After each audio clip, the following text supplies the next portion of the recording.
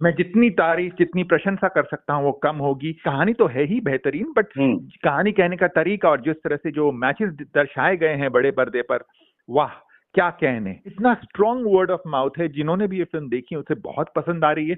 उसके बावजूद ये film hi guys, film fever में आपका स्वागत है दोस्तों। काफी लंबे वक्त के बाद इस वक्त है मेरे साथ इंडिया के जाने माने फिल्म एक्सपर्ट और ट्रेड एनालिस्ट श्री तरन आदर्श। बहुत बहुत स्वागत है तरन सर आपका। बहुत लंबा वक्त लगा सर आपको हमारे पास आने के लिए।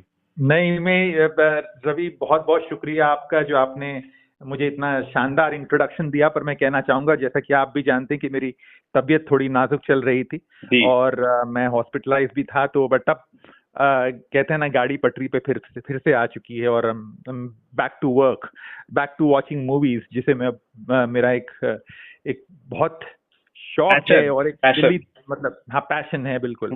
तो ये फिर से मैंने शुरू कर दिया है and well, I am back on my feet.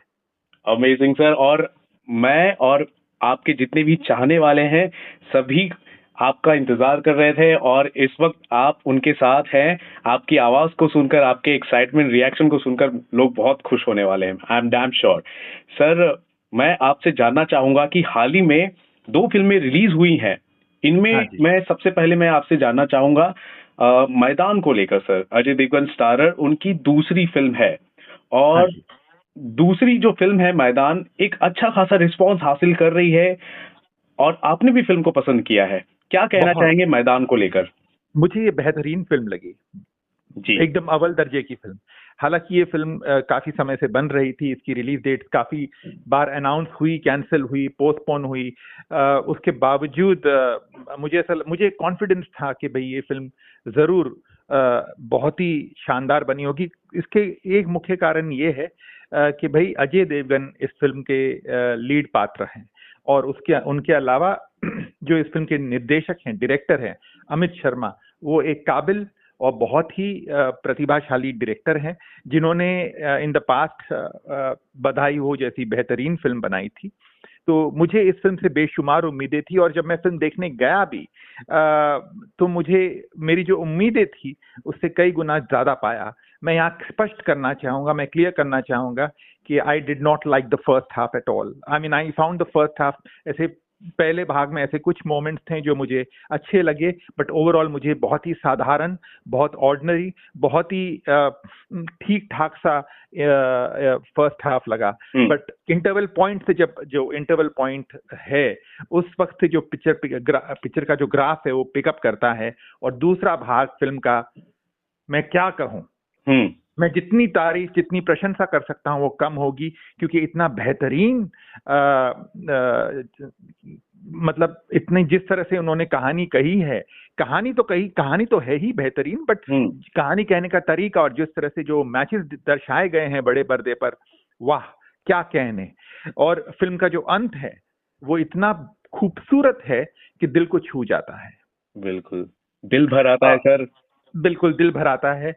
और एट द सेम टाइम जब फिल्म समाप्त होती है तो उसके बाद एक मोन्टाज दिखाया गया है जो एक्चुअल प्लेयर्स का है, वो भी आंख में आंसू ले आता है कि कितनी, मतलब इनको देखकर इनको सैल्यूट करने का मन करता है कि इन्होंने किन हालात में हमारे लिए वो जो चैंपियनशिप थी वो जीती थी। तो hats off to those players, जो real life players, and hats off to team Maidaan, जिन्होंने टीम इंडिया को इतना खूबसूरत ट्रिब्यूट दिया। सर, हमने स्पोर्ट्स ड्रामा को लेकर काफी फिल्में देखी हैं, चाहे चक दे हो, गोल्ड हो या फिर दन दना दन गोल हो जॉन अब्राहम की। उन फिल्मों से आपको इसमें क्या अलग लगा है सर?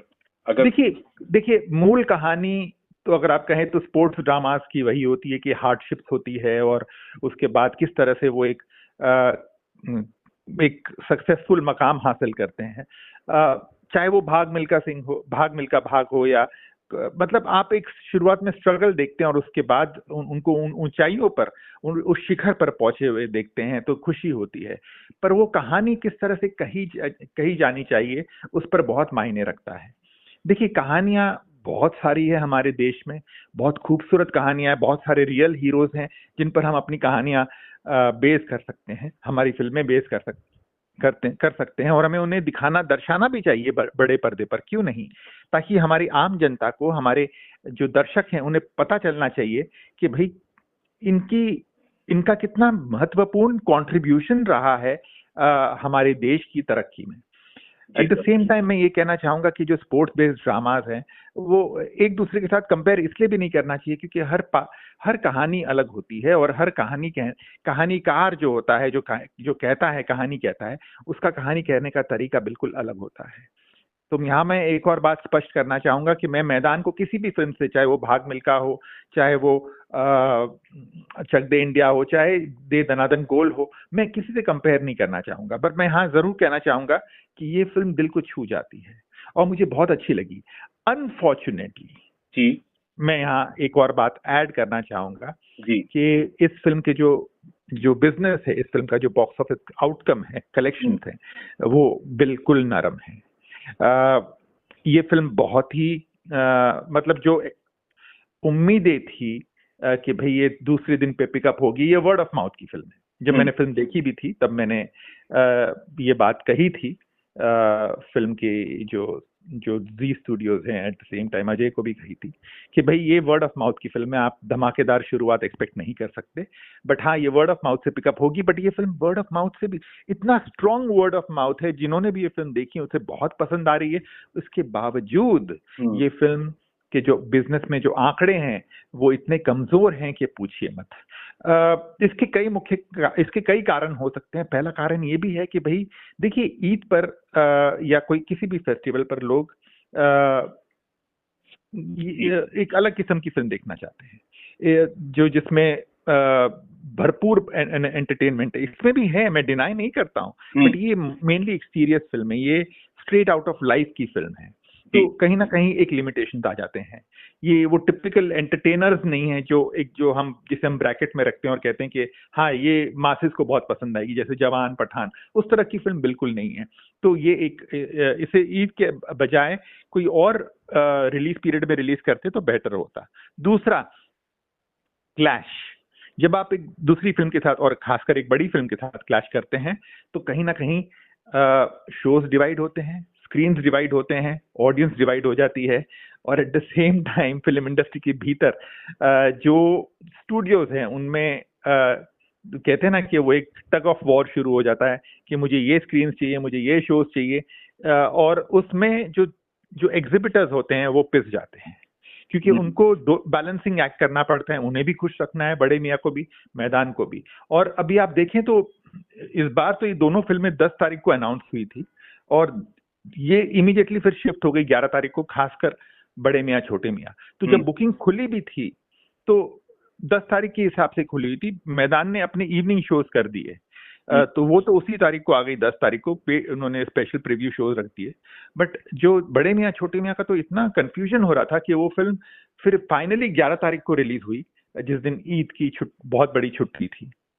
कमिंग बैक टू मैदान, तो ये एक दूसरा कारण था कि कहीं ना कहीं कंफ्यूजन आ गए थे दर्शकों के दिमाग में कि ये फिल्म कब रिलीज हो रही है, क्योंकि कैंसिलेशन हो रहे थे और कहीं ना कहीं वो पता नहीं चल रहा था। अगर जिन्होंने टिकट ली भी थी तो वो कह रहे थे कि अब ये मॉर्निंग शोज नहीं होंगे, शाम के शोज होंगे जी। बहरहाल तीसरा कारण ये भी है कि भाई देखिए, अजय देवगन की पिछले महीने एक फिल्म रिलीज हुई थी, शैतान जी। और अजय देवगन एक बहुत बड़े स्टार है, तो कहीं ना कहीं अगर आपको 2 महीने में एक ही स्टार की 2 फिल्में मिल जाए तो वो एक एडवांटेज नहीं, वो डिसएडवांटेज हो जाता है। ये वाकई है सर। हाँ जी, क्योंकि अच्छी हो फिर शैतान अभी भी चल रही है 5वें हफ्ते में जी। और अभी आपने मैदान लगा दी, मतलब शैतान अभी भी फ्रेश है दर्शकों के माइंड में और आप मैदान लेकर आ गए हैं जी। तो ये एक जो ओवर एक्सपोजर हो जाता है ना किसी भी एक्टर के लिए, वो हानिकारक साबित होता है। तो ये एक और कारण है। एंड जैसा कि मैंने कहा, क्लैश है, तो कहीं ना कहीं जो मसालेदार फिल्म होती है या मसालेदार फिल्म लगती है हमें, उसे एडवांटेज मिल जाता है। तो एडवांटेज शुरुआती दिन में डेफिनेटली बड़े मियाँ छोटे मियाँ को मिला है।